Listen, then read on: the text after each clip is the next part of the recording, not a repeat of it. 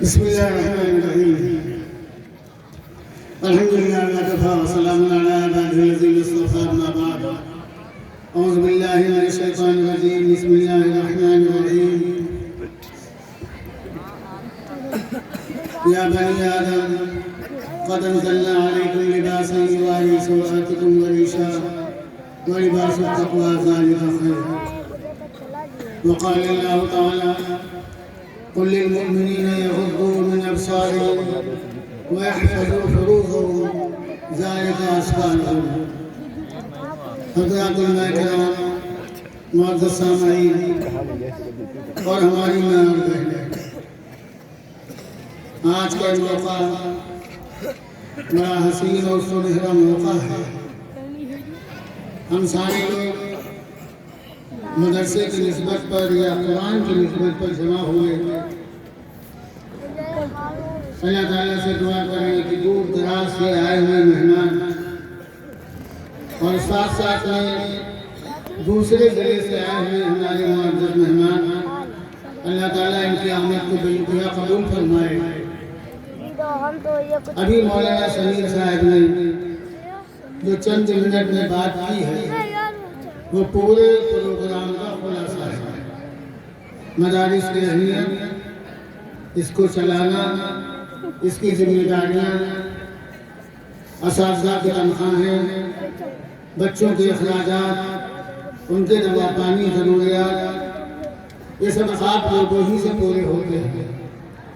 लेकिन एक बात जो मौलाना ने कही है कि हम दीन की खिदमत करने वालों को जा बेजा नहीं, जैसे अल्फाज हम लोग निकालते हैं ये तो अल्लाह ताला इन लोगों को हौसला दिए हुए हैं ना। कुछ लोग कहते हैं कि हज़ार का खाते हैं, कुछ लोग कहते हैं पैसे नहीं घूम रहे हैं, कहाँ रहे हैं। ये सब बातें हर दर्जा नहीं,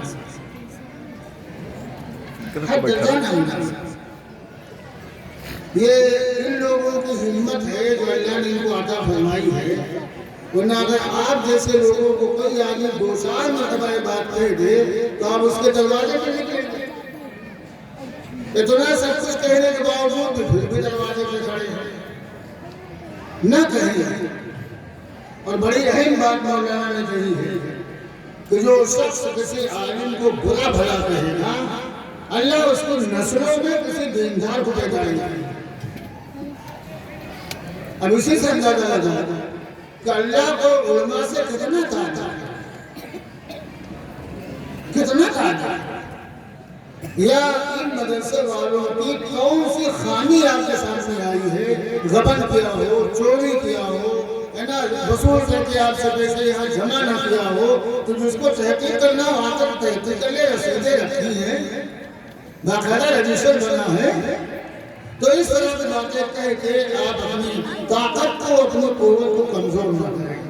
बल्कि अगर कोई आदमी इस तरह की बातें हम लोगों के सामने करे तो हम उसको मना कर दें, देखो ये सब बातें ना करें, ये हम लोगों की शान के खिलाफ है।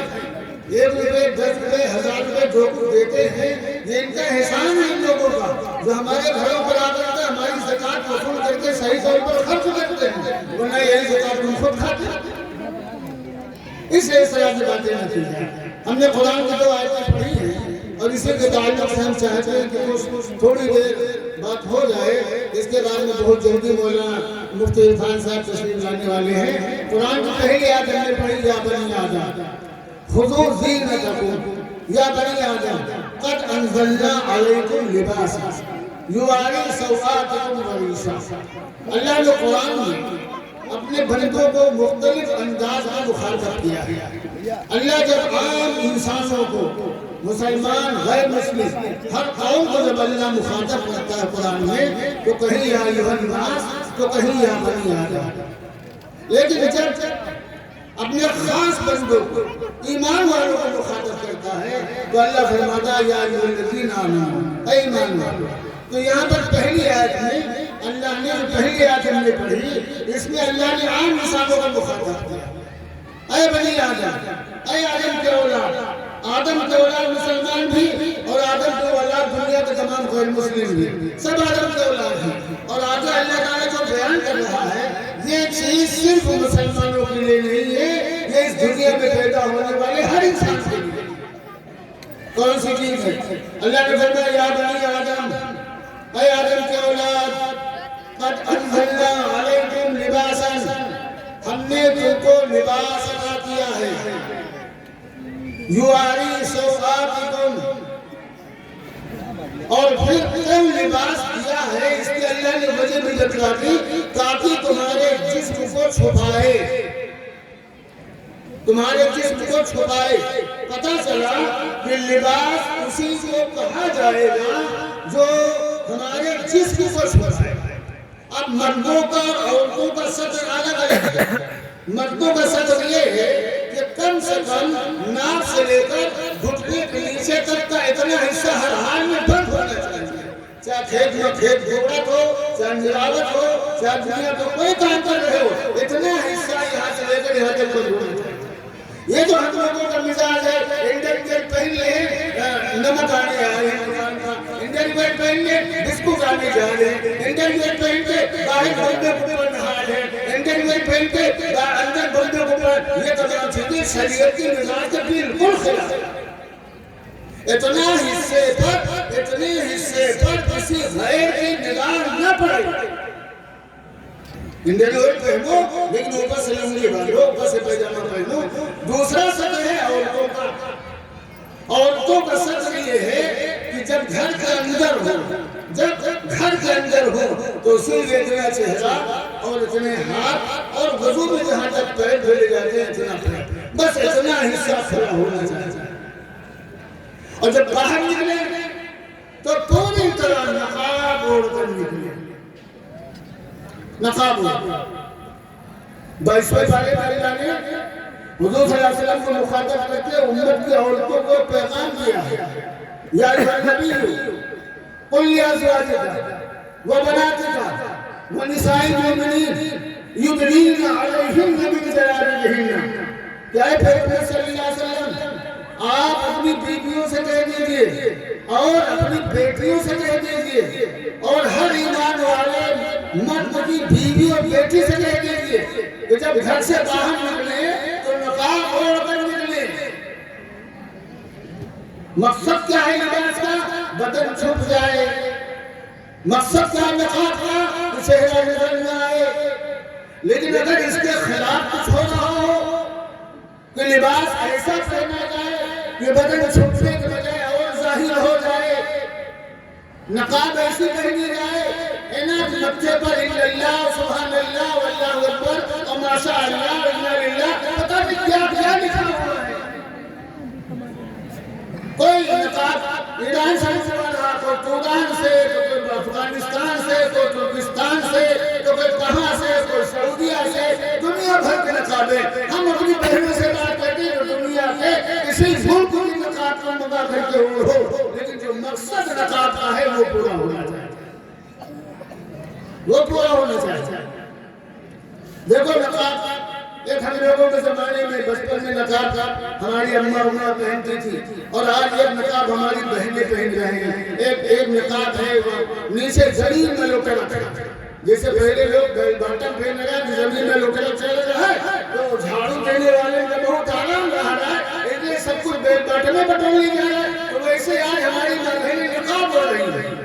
अब उसको गंदगी से बचाने के लिए ऐसे पकड़ के ऐसे उठाए, ऐसे उठाए और ऐसे उठा के खूब मटक के चले। क्या मतलब है?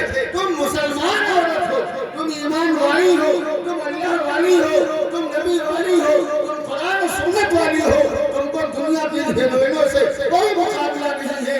ये पाक पवित्र हो, नेक हो, साले हो, एक मुसलमान के घर में पैदा हुए, एक मुसलमान माँ के पेट से पैदा हुए, एक मुसलमान बाप के जरिए पैदा हुए और उसी मुसलमान माँ की उंगली पकड़कर और उसी मुसलमान बाप की उंगली पकड़कर तुम चली हो, पड़ी हुई हो, सब कुछ हुआ है, तो कुछ तो एहसास रखो इस चीज का तो तुम भोगो। अगर ज्यादा न सोचो, न अपने खानदान को सोचो, न अपने भाई को सोचो, तो ये तो सोच लो कम से कम कि हम आखिरी नबी जनाब मोहम्मद रसूलुल्लाह की उम्मत में हैं। और इससे आगे बढ़ के देखो हुजूर सल्लल्लाहु अलैहि वसल्लम ने एक मौके पर इरशाद फरमाया, इन्नमा अना लकुम मिस्लुल वाली, ये लोगों मैं तुम्हारे बाप जैसा हूं। हुजूर सल्लल्लाहु अलैहि वसल्लम हम सब से पूरी उम्मत के रूहानी बाप हैं। और कुरान में अल्लाह फरमा रहा है, वाज़वाजुहु उम्महातुहुम, ये लोगों नबी अलैहिस्सलाम की बीवियां तुम्हारी माएं हैं। नबी हमारे बाप और नबी की बीवियां हमारी माएं और नबी की बेटियां हमारी बहनें। ज़ैनब हमारी बहन, रुक़ैया हमारी बहन, उम्मे कुलसूम हमारी बहन, फातिमा ज़हरा हमारी बहन, हज़रत खदीजा हमारी अम्मा, हज़रत आयशा हमारी अम्मा, हज़रत हफ्सा हमारी अम्मा, हज़रत उम्मे सलमा हमारी अम्मा, हज़रत ज़ैनब हमारी अम्मा, हज़रत सफिया हमारी अम्मा। इतनी ऊंची निस्बत इन हमारी माँ बहनों को नबी पाक अलैहिस्सलाम की बीवियों से हासिल है। और इतनी बड़ी निस्बत हम लोगों को जनाब मोहम्मद रसूलुल्लाह सल्लल्लाहु अलैहि वसल्लम से हासिल है। एक तरफ आका मदनी अलैहिस्सलाम हम सब से नबी हैं, रसूल हैं, पैगंबर हैं, और दूसरी तरफ हुजूर सल्लल्लाहु अलैहि वसल्लम हम सब से बाप हैं। हम सब से बाप हैं। इसलिए दोस्तों और मेरी माँ बहनें, हम सबको खास तौर पर अल्लाह ताला ने एक हुक्म दिया कि लिबास, अल्लाह ने हमारी शरीयत में लिबास की तो कटिंग नहीं बतलाई कि ऐसा कुर्ता हो, ऐसा पैजामा हो, ऐसी सदरी हो, बल्कि ये कहा है कि तुम जिस जमाने में हो, हम जिस जमाने में इस वक्त हैं, इस वक्त के उलमा, इस वक्त के अल्लाह वाले, इस वक्त के अल्लाह वाले जैसा लिबास पहन रहे हैं, बस वैसा लिबास पहने। और जो लिबास हमारी पसंद का है, जिसको हम बहुत पसंद करते हैं, हम तो बहुत खराब जबान में कहते हैं, लेकिन नहीं, उस लिबास को आज तक किसी अल्लाह वाले ने पहना नहीं। इस पर हमारी सूरत से, हमारी शक्ल से, हमारी शायदाई से, हमारे मिजाज से, हमारे मामलात से, हमारे अखलाक से, यानी हमारे किरदार से और हमारे लिबास से, इन तमाम चीजों से इस्लाम ज़ाहिर हो रहा हो, ये है इस्लाम और ये है मुसलमान। बहुत लोग तो ऐसे हैं जो अपने लिबास के जरिए से नाजायज फायदा हासिल कर रहे हैं। हमको ऐसा नहीं करना है, बिल्कुल। हमको इस लिबास की, जो हमने सालिहीन का लिबास पहन रखा है, अल्लाह वालों का जो लिबास हमारे बदन पर है, या अल्लाह वालों जैसा चेहरा जो हमारा चेहरा है, इस चेहरे का लिहाज रखना है, इस निस्बत का ख्याल रखना है। दाढ़ी को बदनाम करने के लिए, दाढ़ी को बदनाम करने के लिए लोगों ने कहना शुरू कर दिया कि चोर की दाढ़ी तिनका। अरे तो चोर की दाढ़ी था, चोर की मोछे थे, चोर के हड्डी पर चोर के बड़े बड़े बाल थे, तुमको इंसान से पूरे जिस्म में सिर्फ दाढ़ी ही थी। अरे कहते तो चोर के नाम का फूक, चोर के नाम का घुसुआ, चोर के आंखें में सीखा, क्या जरूरत है कि दाढ़ी का नाम है? सिर्फ इसलिए दाढ़ी बदनाम और दाढ़ी वाले लोग बदनाम हुआ। इसलिए हम लोगों को इन तमाम चीजों की निस्बतों का ख्याल रखना है। दूसरी बात देखो, मौजूदा वक्त में हमारे मुल्क के मुख्तलिफ सूबों में एक लहर चल रही थी, जो अभी चल रही है, वो है इत्तेफाक की लहर। कि जवान, हमारी बहनें और हमारे जवान भाई किसी की झूठी मोहब्बत में मुब्तला होकर, अपने घरों से फरार होकर, दूसरों का दीन और मजहब इख्तियार करके वो अपनी जिंदगी गुजार रहे हैं। और समझे इस बात को, हम 10 मिनट में समझा दे रहे हैं। मोदी साहब और हम चाहते हैं कि मुफ्ती साहब हैं तमाम उन्वानात के साथ में इस मौजू पर भी थोड़ी सी बात करें। ये जो इख्तिलाफ की लहर है, ये अब हमारे जिले तक भी आ गया, हमारे जिले तक भी आ चुकी है। ये इंतजार फैलता था। मैं सच बात कहता हूँ, आप बिल्कुल हकीकत समझ नहीं रही, मैं कह रहा हूँ कि इंतजार की लहरें उन कॉलेजों और स्कूलों से निकल रही हैं जहाँ पर लड़की और लड़कियों की तालीम साथ होती है। मखलूक तालीम पहला है और दूसरा जरिया है मोबाइल। तो कहने का मकसद ये है, जब एक बात बिल्कुल तय है तो हम अपनी लड़कियों की खबरगिरी करें। देखो होता क्या है, अच्छा इस तरह के वाक़यात आपने अखबारों में पढ़े भी होंगे कि जिस बस के जरिए से हमने अपनी लड़की को गाड़ी भेजा है, तो जब सारी लड़कियां सारे लड़के उतर गए तो ड्राइवर ने सिर्फ हमारी लड़की की इज्जत रोकी। कहाँ थी? वो दो लोग थे, कोई जंगल आया, उसने बेटी की इज्जत रोकी। अब क्या करेंगे आप?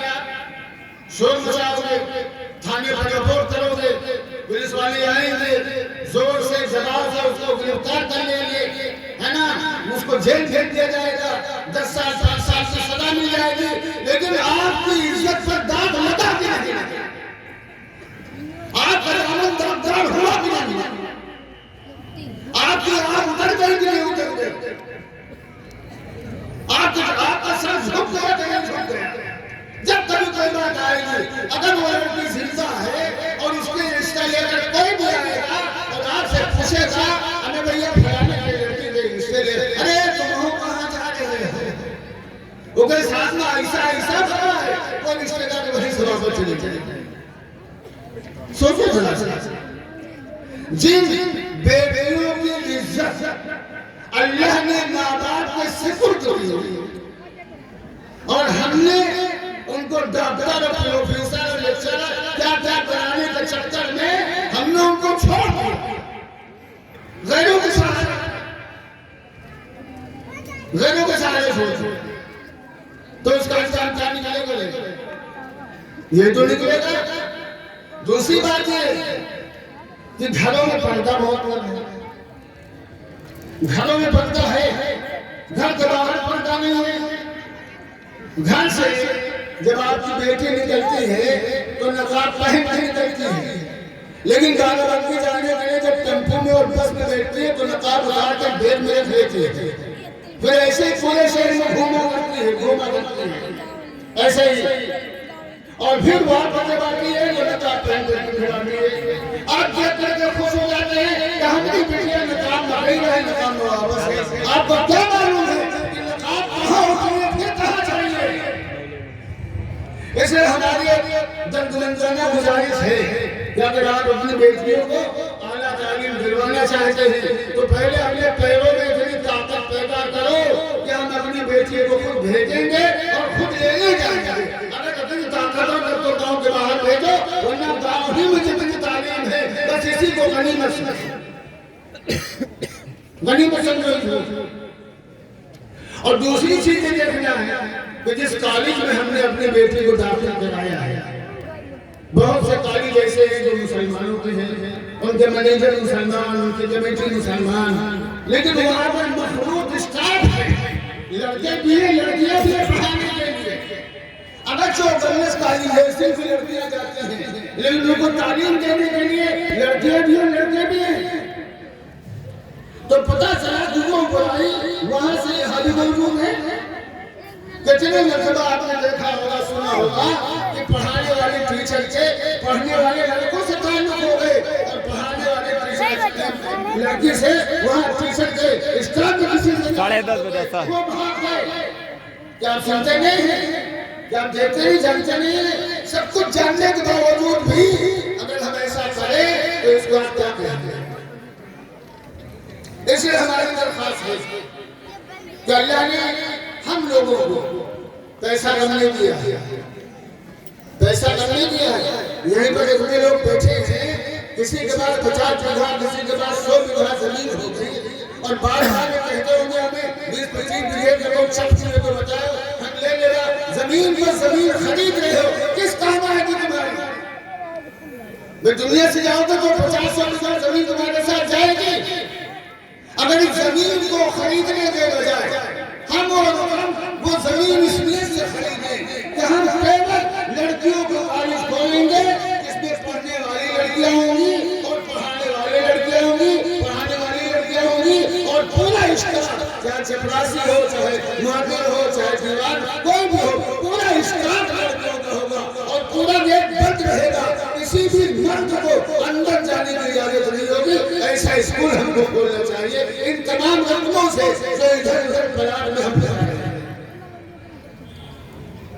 हम तो एक बात आगे बढ़ के कहते हैं कि आप इसको एक कारोबार समझकर ही करेंगे, तब एक कारोबार समझ वे 50-60 लाख रुपए जहाँ आप लगाएंगे, जहाँ पे लगाएंगे जिस कारोबार में, तो रोजाना 10-5 हजार रुपए की आमदनी होगी कि नहीं होगी, तो 50-60 लाख रुपए 10-5 लोग मिल करके 10 लाख रुपए मिलाकर करके एक कॉलेज बनाए और उसमें बाकायदा फीस और ड्रेस और किताब और बस्ते और मोजे जो कुछ है सारी चीजें वहाँ पे रखो, फीस भी लो, जिससे तुम्हारी 50 लाख नहीं फिरौती इंशाल्लाह 5 साल में पूरी हो जाएगी। फिर जो कुछ आगे नफा ही लगा, नफा ही लगा, नफा ही लगा।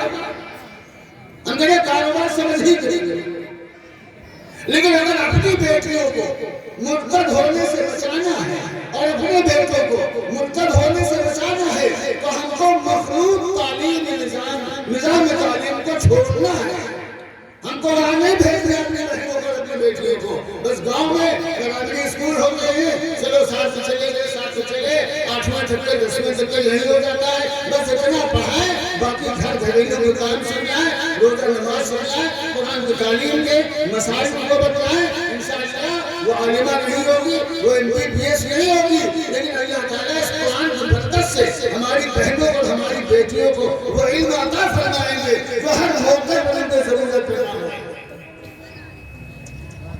इसलिए मोहतरम दोस्तों, हम थोड़ा ध्यान अपने घर के लिए रखें। हमारी बेटियां हैं, खाना खा रही हैं, कोई तो फोन आवा, दाई से लेके अच्छा पढ़ा दे, खाना छोड़, हम उसके पीछे जाएं। किसका फोन है कि तुम खाना छोड़ कर चली आई हो? वहां तो बात नहीं किया, लामा बैठ दो, हम देखेंगे कौन है वो। तो झांक रखो अपने बेटियों की, वरना आपको पता नहीं चलेगा, वो सुर से निकल जाएंगे, मेरा मत्था पीते रहेगा। किसका फोन आ रहा है? तो बताएं कि 40 से है। हम लोग 40 से हम सबसे बात करेंगे, पता चला कि 40 का है या स्कूल का है, ये इनके किसी फ्रेंड का है, किसी दोस्त का है, और वो उसको बुला रहा है कि 4 जगह वहां पे हम पहुंच जाएंगे।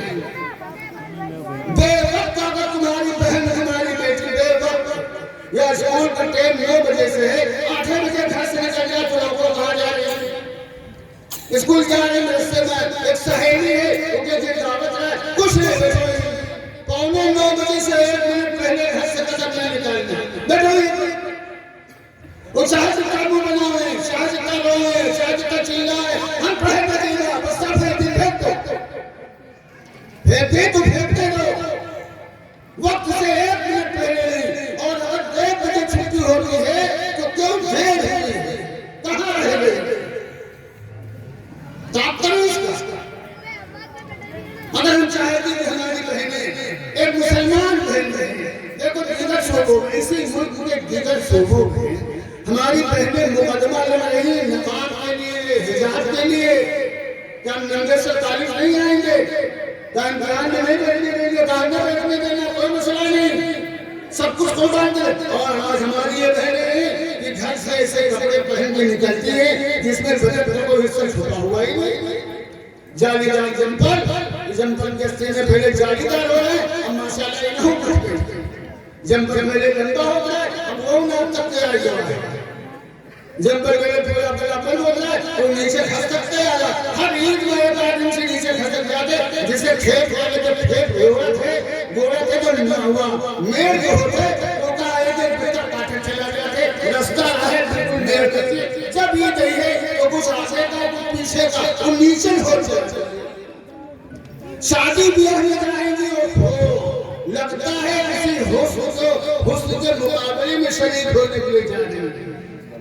वो लिबास देखो, वो चाल ढाल देखो, है ना, और वो मेकअप देखो, ऐसा थोप लेते कि अगर अंधेरी रात को मिल जाए तो शायद जाके गिराएगा। बस उसी हुस्न पर आप कायम रहे जो अल्लाह ने आपको हुस्न दिया है।